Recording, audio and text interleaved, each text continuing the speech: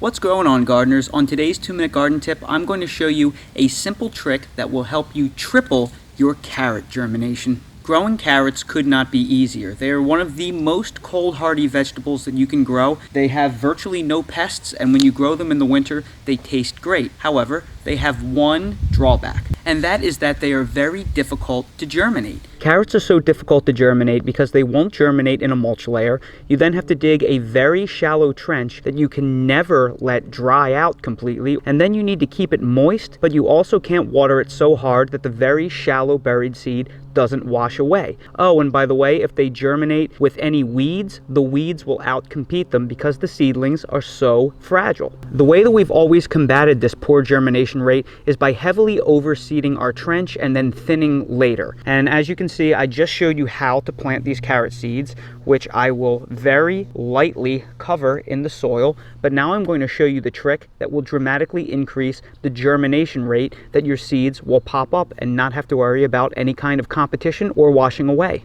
After the trench has been backfilled and lightly watered in to moisten the soil, I'm going to take this 2x8 that I have cut to length so it is the perfect width to fit my raised bed right here, and I'm going to place this right on top of the trench that I just buried my carrot seeds in. This 2x8 is going to allow the carrot seeds to germinate, maintaining perfect moisture because the board is not going to allow evaporation of this water. It's also going to prevent any weed seeds from germinating by snuffing them out. So the carrots will break through in complete darkness with even moisture, and if it rains very hard, the rain will not wash any of the seed away. I just got back from a 7-day vacation, and 2 days before I left, I planted a row of carrots and I placed the board over top. Now it's been 10 days and you can see the carrots have started to all break the surface. Now the reason why they look so sickly is because they germinated in total darkness and they're trying to stretch to reach the sun and they can't find any under the board. But have no fear, now that the board has been removed, they have access to full sunlight